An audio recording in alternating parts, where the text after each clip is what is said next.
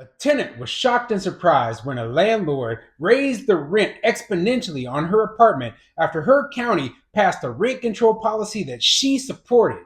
She didn't understand the unintended consequences of rent control laws. I'm Tony, and this is Real Estate Investing and Landlord News.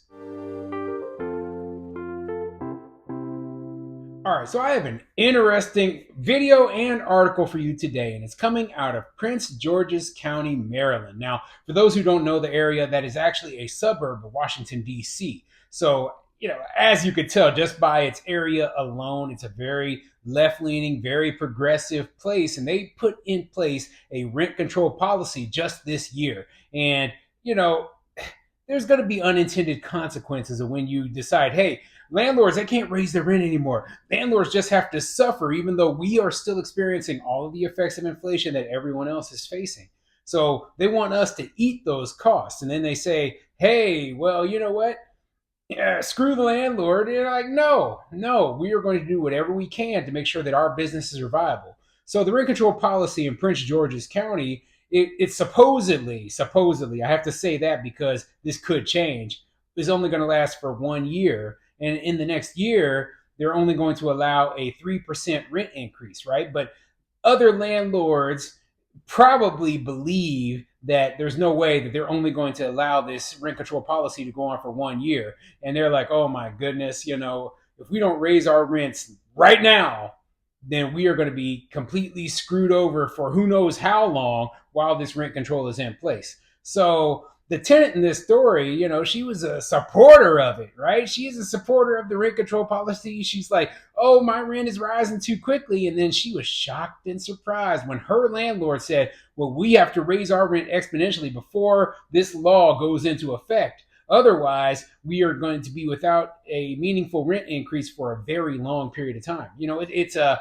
obvious side effect of this sort of law. And I laughed when I read it because I was like, yeah, of course that's what happened. Of course. I would have done the same thing. If they said, hey, on June 1st, you can no longer raise the rents more than 3%. Well, on May 31st, I'm going to raise all my rents 100% to make up for the loss of income that you're going to have from this rent control law.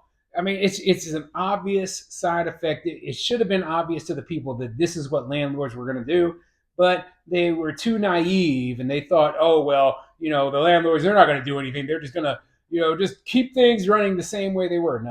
No, it doesn't work that way. So before I get into the video, go ahead, hit the like and subscribe button, maybe leave a comment down below and let me know what you think. If you suddenly faced a new rent control law in your city and you thought, hey, if I don't raise my rents right now, up at least to market levels, I'm going to be screwed over. Would you not do that as well? I mean, it's hard not to understand why the landlord did this, right? And the story that they play in this video, it's all it's trying to garner sympathy for this tenant who is elderly and does have a fixed budget, right? But I'm like, hey, you didn't think out these things, okay? You thought that everything was just going to be hunky dory, and landlords weren't going to do anything. They were just going to keep your rent low forever. That is not what happened. And now, because of all of this, right, you could very well lose your home on top of that. So, anyway, let's get into this video because it's quite interesting. Here's Dolores Prelude testifying with other seniors just moments before the Prince George's County Council voted to further strengthen the rent stabilization law it passed earlier this year, stopping landlords from increasing tenants' rent by more than 3%. We simply came for a hand up. Now, a week and a half later, this sits on her kitchen table, a letter from her property manager, Habitat America, telling her she'll have to vacate her home at the lodge at Marlton in 60 days because she failed to recertify her lease. I'm really being taken advantage of. This 77-year-old's angry for 3 reasons. She says she has a 2-year lease that doesn't end until June 2024. She doesn't understand why she has to recertify annually. Second, she said her landlord proposed to increase her rent by more than $400 a month before April 17th. That was when the county's initial rent stabilization law went into effect. Third, she said she wasn't even sent the initial paperwork. Had I certified in February, I would have had to take that 4 to 500 increase. All right, you saw the video, man. You know, I just don't understand why every time you see this sort of video, there's never a look at, hey, why is the reason the landlord rose the rents like this? They think, oh, landlords are being greedy. Well, here is probably the case, right? This is probably what really happened. The rents inside this lady's apartment building were far below market rents. Okay. The landlord, for whatever reason, was keeping the rents low for the tenants. And when they heard about this rent control law passing, they realized if I don't act immediately to bring my rents up to the market level, well, guess what? Suddenly, I am locked in at this, minuscule 3% rent increase. I won't be able to raise my rents to get back up to the level that it needs to be. Okay. And even though they're saying, oh, this rent control law is temporary, I think that's complete garbage, right? And I actually have a second article here, and it actually covers more specific details of this rent control law that they passed up in Prince George's County. Now, this article is coming from Washington.com, and it says Prince George's Council passes a rent stabilization law. And they always call it rent stabilization. It's just rent control. Okay. I realize that in some places like New York, there's a little bit of a difference between rent stabilization and the rent stabilization law and the rent control law. But I don't want anyone to be confused by this BS terminology. It's all rent control. Okay. It all has the exact same function and purpose. And using stabilization kind of makes people think that, oh, well, this isn't a rent control law, so maybe we should pass it. It's basically using language to try to fool people into believing it's something that it isn't. So let's get into this. The Prince George's County Council has passed legislation to cap rent increases at 3% for the next year. Dozens of renters packed the council's hearing room Tuesday to testify in favor of rent stabilization. Many said they're struggling to make ends meet, and their landlords are raising their monthly rent by hundreds of dollars. I can't take it no more. Where are people supposed to go? Where's people supposed to live? Resident Kia Jefferson said. Horrible English. Where is people supposed?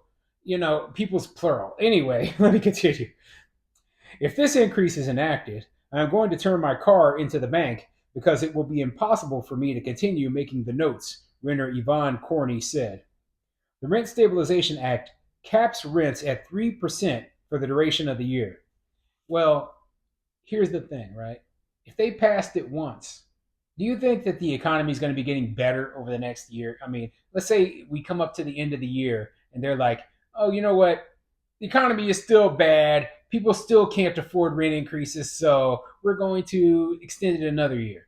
And then at the end of that year, they'll say the same thing. Oh, people are still suffering. Look at what happened with the eviction moratorium nonsense, okay?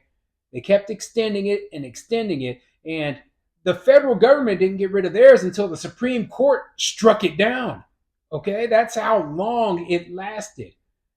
There are still eviction moratoriums going on in some places in California right now.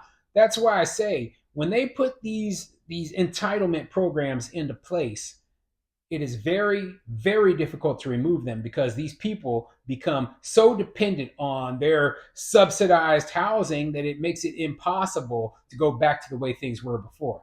That's why we don't want to see rent control policies put in place at all because, it's impossible to get rid of them. Many of us, for the first time in our lives, are having to frequent food banks and pantries and are experiencing food insecurity, one woman told the council. But others argued against rent stabilization. Some property managers said they worry it could increase rent in the long run because landlords won't want to invest in Prince George's County and housing will be in short supply. Just as our residents, my company too must pay bills that are impacted by inflation, Jesse Barter with Charger Ventures said at the council hearing. It seems unfair to target those who choose to invest in housing in this county. And I agree with him 100%, okay? Why are you saying, okay, well, we are going to favor this group over here to not have to deal with inflation, and this group over here, well, screw them, okay? You're not giving any property tax relief. There is no decrease in our cost for insurance.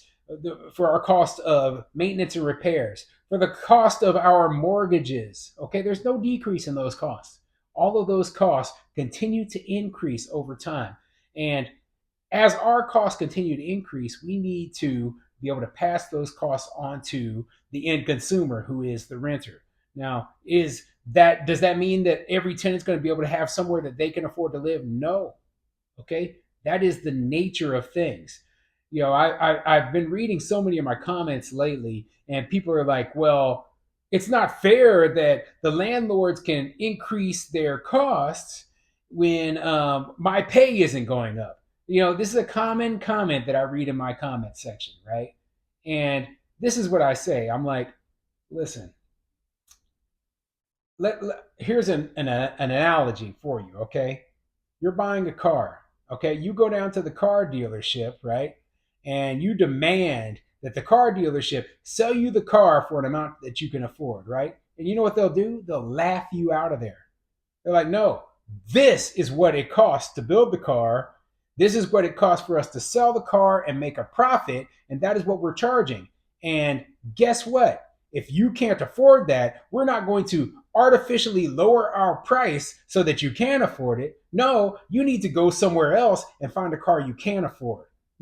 It's pretty simple, okay? And that's exactly what I say in terms of my rental properties. If you cannot afford to live in my property, then you need to move along, find somewhere else that you can afford. And if you can't find anywhere that you can afford, that isn't my fault either, okay? Just like the car dealer, it isn't their responsibility to make sure that you can afford a car and that you have transportation. That is your responsibility.